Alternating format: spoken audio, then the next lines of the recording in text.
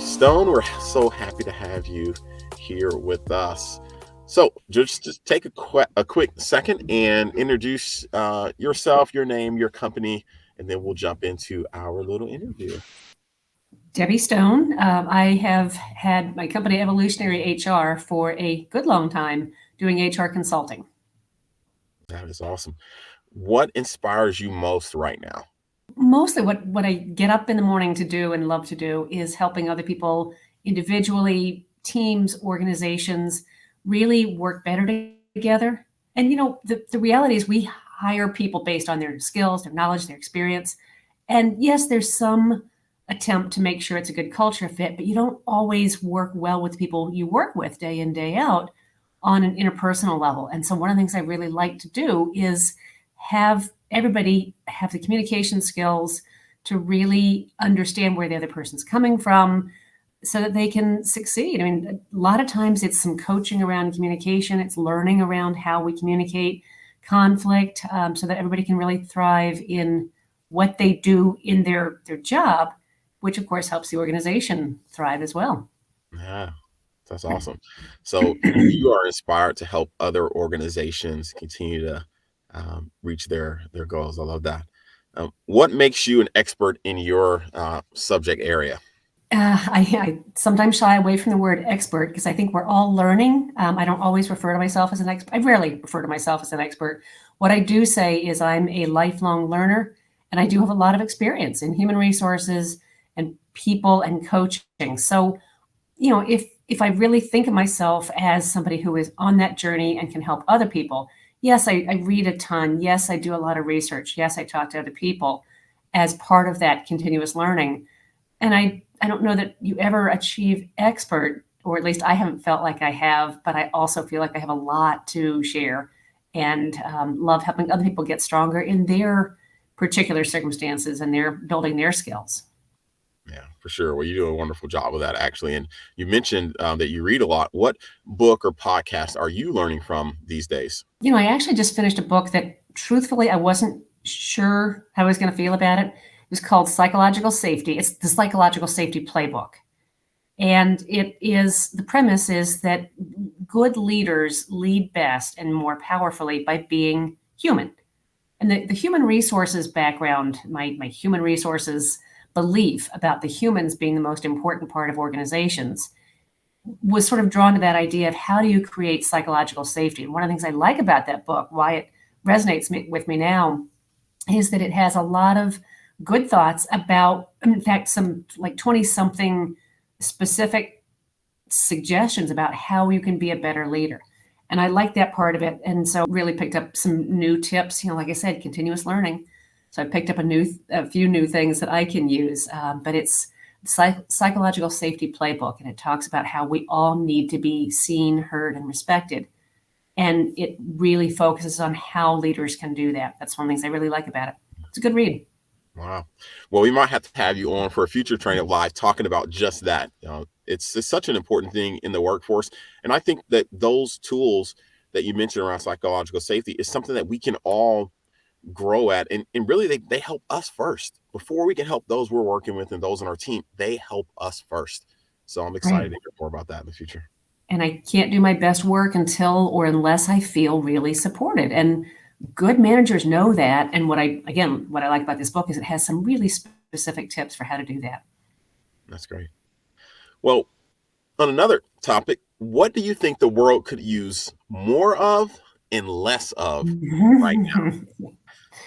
That is a great question. I think if you divide in those two categories, it would be hard to kind of think about only one thing. But I think more than anything else, the world could use more willingness to ask good questions and not make assumptions, not just assuming where the other person's coming from, and being open to what that other person, where they are, what their needs are. Again, whatever particular issue is maybe coming up, everybody has a position they take and an interest in why they take that position. So if I assume where somebody's coming from, I am probably going to miss the mark. I'm probably going to miss where they really are coming from. So being able to ask questions and a really good why question is so that the other person can understand, where you're coming from.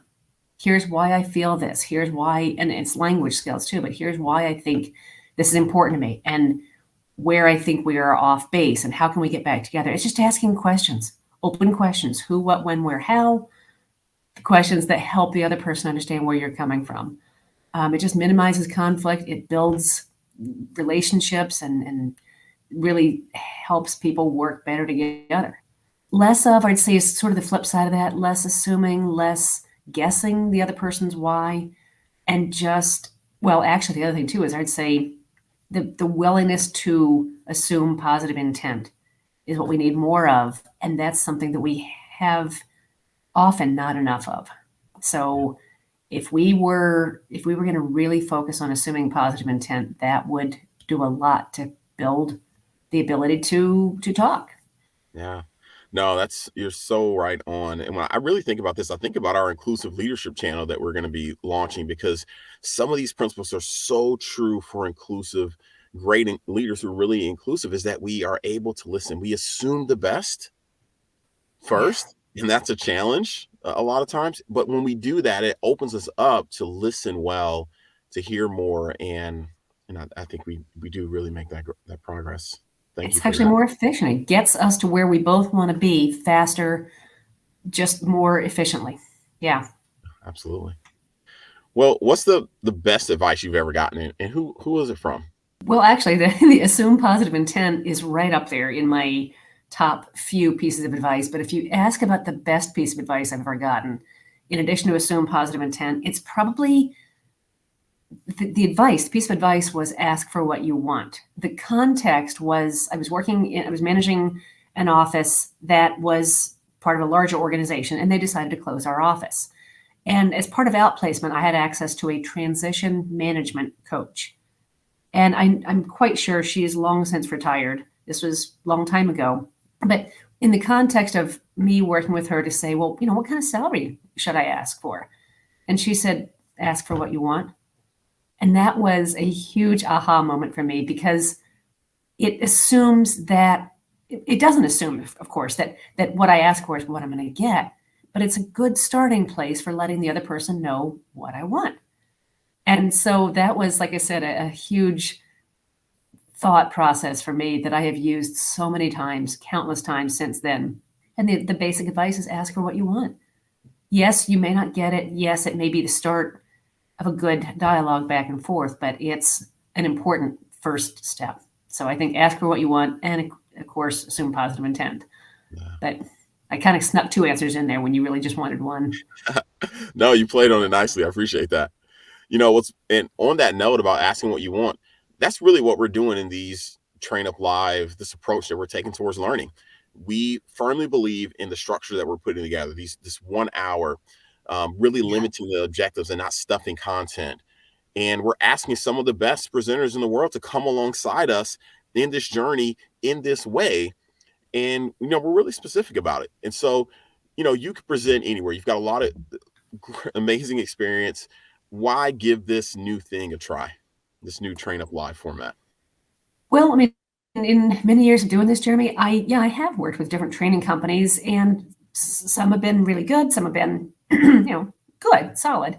But one of the things I really liked about traditional Train Up, is that everybody seems really focused on understanding what your client wants and making sure that I'm really clear on what that is. What's the outcome they want? What's the backstory? What's going on? What do they need? And what's the outcome they want?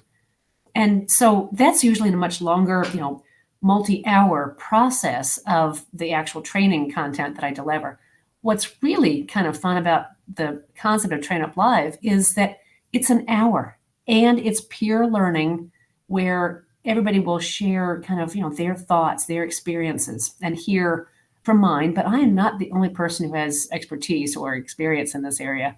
So I think having an opportunity to hear from other people and be able to kind of just learn from each other is huge in 1 hour, because we all don't have enough time, and we all need really good targeted training.